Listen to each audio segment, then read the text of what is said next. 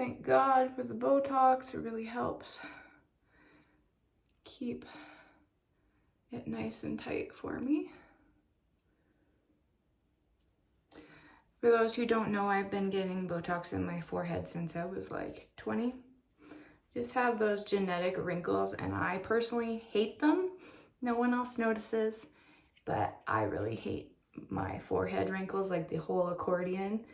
So I just get Botox in it, and then I don't have to think about it or see it or worry about it. So now I am going to wash my face again and apply some moisturizer.